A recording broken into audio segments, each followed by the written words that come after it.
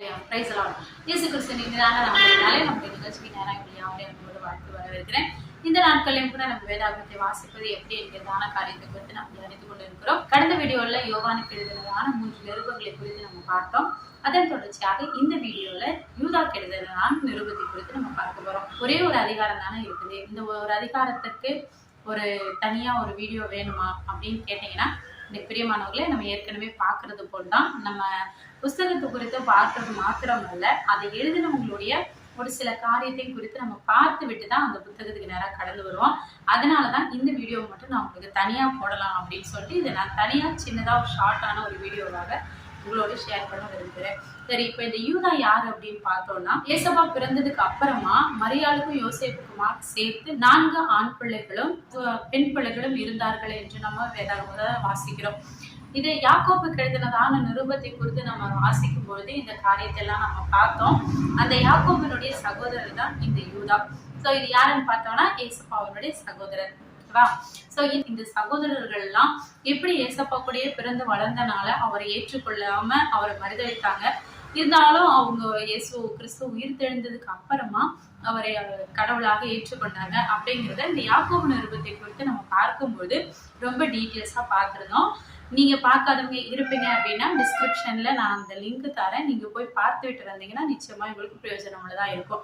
அதே போலதான் இந்த யாக்கோபினுடைய சகோதரனாகிய இந்த யூதா ஆதி நூற்றாண்டுல எப்படி யாக்கோபு ஆதி திருச்சபைகளுக்கெல்லாம் ஒரு தலைவராக ஒரு முக்கிய பங்கு வகித்தாரோ, அதே போல இந்த யூதாவும் ஆதி நூற்றாண்டுல இருந்ததான சபைகளுக்கு ஒரு முக்கிய பங்கு வகித்தவராக நம்மளால பார்க்க முடியும்.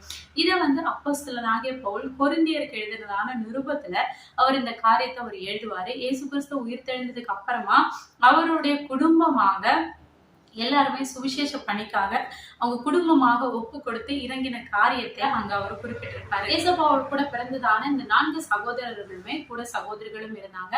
இவங்க ஏசப்பா இருந்த நாட்கள்ல அவரை ஏற்றுக்கொள்ளவே இல்லை. நமக்கு தெரியும், கானானூர்ல முதலாவது அற்புதத்தை கர்த்தர் செய்யும் பொழுது இவங்க குடும்பத்துல இருக்கிற எல்லாருமே அங்க இருக்கிறாங்க. இது யோவான் 2வது அதிகாரத்துல நம்ம வாசிக்க முடியும். அங்க நம்ம பார்த்தோம் அப்படின்னா இந்த சகோதரர்களும் அங்க இருக்கிறத நம்மளால புரிந்து கொள்ள முடியும்.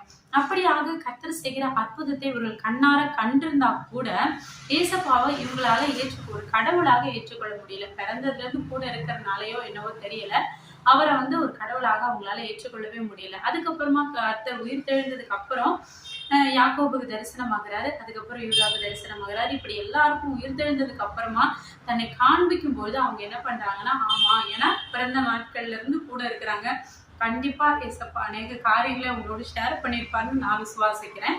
உயிர் தெரிஞ்சதுக்கு அப்புறமா அது எல்லாத்தையுமே இவங்க நினைவு கூறுகிறாங்க. ஆமா, கர்த்தர் சொன்னது உண்மைதான், அவர் தான் கடவுள் அப்படின்னு சொல்லி ஏற்றுக்கொண்டு, எப்படி இந்த யாக்கோபு கர்த்தருக்காக பக்தி வைராக்கியமா நின்றாரோ அதே போல இந்த யூதாவும் கர்த்தருக்காக பக்தி வைராக்கியமா நின்றாரு. அந்த நாட்கள்ல பேதுரு தன்னுடைய 2 பேதுரு நிருபத்தை பார்க்கும் பொழுது அங்கே யூதாவை குறித்து ஒரு சில காரியத்தை நம்ம சொல்லியிருந்தோம். இந்த 2 பேருக்கும் யூதாவுக்கும் ஒரு கனெக்ஷனை நமக்கு பார்க்க முடியும். பேதுரு தன்னுடைய 2வது நிருபத்துல அவர் எழுதும்போது சொல்லுவாரு, கள்ள தீர்க்கதரிசிகளும் கள்ள சுவிசேஷகர்களும் சபைகளுக்குள்ள நுழைவாங்க, அதனால அவங்களுக்கு நீங்க எச்சரிக்கையா இருங்க அப்படின்னு சொல்லிட்டு இந்த 2 பேருல அவர் எழுதுவாரு. எனக்கு பிரியமானவர்களே, இந்த யூதா நிருபத்தை எடுத்துக்கிட்டோம் அப்படின்னா, இந்த யூதா எப்படி எழுதுகிறார் அப்படின்னா, அவர்கள் பக்க வழியா நுழைந்த ஆயிற்று அப்படின்னு சொல்லி எழுதுறாரு. ஆமாங்க, இந்த யூதா ஆல்ரெடி 2 பேதுரு எழுதினதான நிருபத்தை அவர் படித்து விட்டு அதனுடைய ஒரு தாக்கத்துலதான் இந்த நிருபத்தை அவர் எழுதுறாரு.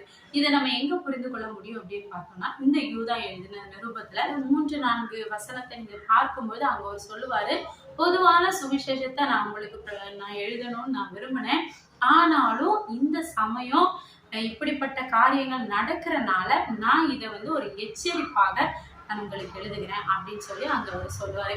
ஆனா பொதுவான ஒரு சுவிசேஷத்தை குறித்து அவர் எழுதுகிற நாட்கள்ல பேதுருடைய கடிதத்தை ஒருவேளை அவர் படித்திருக்கலாம். அதனால பக்க வழியா இவங்க எல்லாம் நுழைவாங்க அப்படின்னு சொன்ன விஷயம் அவருக்குள்ள தாக்கத்தை ஏற்படுத்திருக்கலாம். அந்த டைம்ல இவர்கள் எல்லாருமே பக்க வழியா நுழைந்து, அது மாத்திரமல்ல திருப்பந்தியிலையும் அவர்கள் பங்கு பெறுகிற அளவுக்கு துணிகரம் உள்ளவர்களா இருந்தாங்க. ஊழியக்காரங்களா இருந்தாலும் சரி, விசுவாசிகளாகவும் சரி, அவங்க மக்களோடு மக்களா இணைந்து திருப்பந்தியில அவர்களோடு கூட இணைந்து அவங்க பங்கு பெற்றாங்க. இதை அறிந்து கொண்டதான யூதாவால இந்த விஷயத்தை ஏற்றுக்கொள்ளவே முடியல. அதனால அவர்களை எச்சரித்து இந்த கடிதத்தை எழுதுறாரு. ஏன்னா இப்படிப்பட்டவர்கள் தங்களோடு கூட இருக்கிறார்கள் என்பதை அங்க இருக்கிற ஊழியக்காரர்களாலேயோ அங்க இருக்கிற விசுவாசிகளாலேயோ இதை புரிந்து கொள்ளவே முடியல. அதனால மிகவும் வருத்தத்தோடு அவர் இந்த எச்சரிப்பான இந்த கடிதத்தை அவர் எழுதுறாரு. இந்த லெட்டரை நம்ம எடுத்துக்கிட்டோம் அப்படின்னா ஒரே ஒரு அதிகாரம் தான் இருக்கு, 25 வசனங்களும் இருக்குது. அதனால நான் ரொம்ப டீட்டெயில்ஸா சொல்லாம இந்த வசனங்களை மாத்திரம் அதை ஒரு 4 பாட்டா நம்மளுக்கு பிரித்து சொல்ல விரும்புகிறேன். முதல்ல நம்ம எடுத்துக்கிட்டோம்னா வசனம் 1 முதல் 4 வரைக்கும் பாத்தீங்கன்னா ஃபர்ஸ்ட் 2 வசனத்துல வாழ்த்துதல் கூறி, அதை தொடர்ந்து இருக்கிற வசனத்துல நான் எதற்காக இந்த கடிதத்தை எழுதுகிறார் அப்படிங்கிற காரியத்தையும் அவர் சொல்லியிருப்பாரு.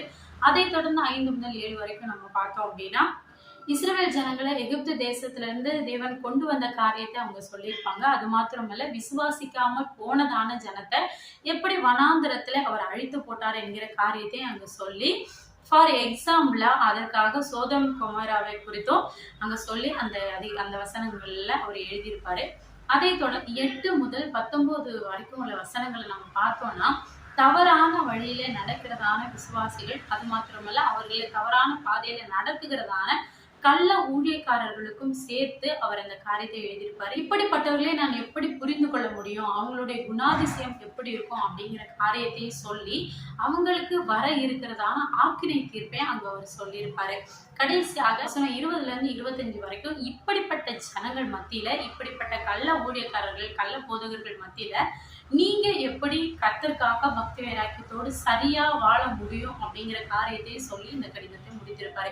எனக்கு பிரியமானவர்களே, வெறும் 25 வசனங்கள் மாத்திரம்தான் இருக்குது. ஆனா இதுல பழைய ஏற்பாட்டுல சொல்லப்படாத ஒரு முக்கியமான காரியமும் இருக்கிறது. அது மாத்திரமல்ல, நான் உங்களுக்கு ஒரு இன்ட்ரெஸ்டிங்கான ஒரு தகவலும் இங்க இருக்குது. என்ன அப்படின்னு பார்த்தோம்னா, முதலாவது அந்த இன்ட்ரெஸ்டிங்கான நியூஸை நான் உங்களோடு பகிர்ந்து கொள்ள விரும்புகிறேன். பழைய ஏற்பாட்டிலே இயேசு கிறிஸ்துவ குறித்து, அவருடைய 2ஆம் வருகை குறித்து உரைத்ததான ஒரு ஊழியக்காரரை பத்தி அங்க இருக்கும். ஆமாங்க, ஏனோக்கு. அவர் ஆபிரகாமுக்கு 7வது தலைமுறையில அவர் வந்திருந்தாலும் தன்னுடைய 2வது வருகை குறித்து முன் அறிவித்தது யார் அப்படின்னு பார்த்தோம்னா ஏனோக்கு. அது மாத்திரமல்ல, அவர் எப்படி வருவாரு, மத்திய ஆகாசத்துல கோடாகோடி தூதர்களோட கூட அவர் வருவாரு என்கிற காரியத்தை அவர் அங்க யூதா எடுத்து சொல்லியிருப்பாரு. அதை தொடர்ந்து மோசேயினுடைய மரணம், மோசேயை எப்படி மரித்தாரு, இவர் யார் அடக்கம் பண்ணா, ஏன்னா அவர் மலையில போய் மரித்தாரு, அவர் என்ன ஆனார்னே அனைவருக்கு தெரியல. பழைய ஏற்பாட்டுல இதை பத்தி டீட்டெயில்ஸே கிடையாது. ஆனா கூட அங்க பழைய ஏற்பாட்டுல முழுவதுமே மோசையை பத்தி சொல்லாதவங்க யாருமே இல்லை, புதிய ஏற்பாட்டிலேயே மோசை குறித்து பேசாதவங்க யாருமே இல்லை. ஆனா கூட இந்த மோசையினுடைய மரணத்துல இருக்கிறதான ஒரு முக்கியமான ஒரு ரகசியத்தை அவர் இங்க சொல்லியிருப்பார். மோசே மரித்ததுக்கு அப்புறமா மோசையினுடைய சடலத்துக்காக மீகாவேலும் பிசாசும் வாதிடுகிற காரியத்தை அவர் அங்க சொல்லியிருப்பாரு. அவ்வளவு பெரிய ரகசியங்களை, மெயினான பழைய ஏற்பாட்டுல முக்கியமான 2 ரகசியங்களை நம்ம இந்த புஸ்தகத்துல பார்க்க முடியும். சில விஷயங்களை நம்ம பார்க்கும்போது ரொம்ப சின்னதா தான் தெரியும், ஆனா அதுல இருக்கிற ரகசியங்களை நம்ம பெரிய புஸ்தகத்துல கூட பார்க்க முடியாது. அதனால நீங்க சின்ன புஸ்தகம், ஒரு அதிகாரம் தான் இருக்கு, இதுல என்ன படிக்கிறதுக்கு இருக்கு, இதை நம்ம அப்புறமா பார்த்துக்கலாம் அப்படின்னு சொல்லி நீங்க தட்டி கழிக்காதீங்க. சின்ன விஷயமா இருந்தாலும் அதுல முக்கியமான காரியங்களை நம்மளால பார்க்க முடியும். அப்படியாக இந்த யூதா இந்த நிருபத்தை எழுதுகிறாரு. எனக்கு பிரியமானவர்களே, இந்த நிருபத்துல இருந்து நாம் கற்றுக்கொள்ள வேண்டியது, நான் ஏற்கனவே சொன்னது போலதான் விஷயம் தானே, இதை நம்ம எதுக்காக படிக்கணும், நம்ம அப்புறமா பார்த்துக்கலாம், இது ஒரே ஒரு பேப்பர் தானே அப்படின்னு சொல்லி நீங்க விட்டுட்டு போகாம சின்ன விஷயத்துல கூட, ஏன்னா ஏசப்பா சொல்றாரு, கடுகு மணி அளவு உனக்கு விசுவாசம் இருந்தா இந்த மலையை பார்த்து பேர்ந்து சமுத்திரத்துல போட சொல்லு, அது அப்படியே நடக்கும் அப்படின்னு சொல்லுவாரு. ஆமாங்க, எதுவுமே சின்னதா இருக்கு, ஒரு சின்ன விஷயம் தானே அப்படின்னு சொல்லி நீங்க விட்டுறவே கூடாது. வேதாகமும் ரொம்ப ரொம்ப பெருசு. அதுல சத்தியத்தை நம்ம எந்த அளவுக்கு அறிந்து கொள்கிறோமோ அந்த அளவுக்கு அதுல ரகசியங்களை நம்மளால பார்க்க முடியும்.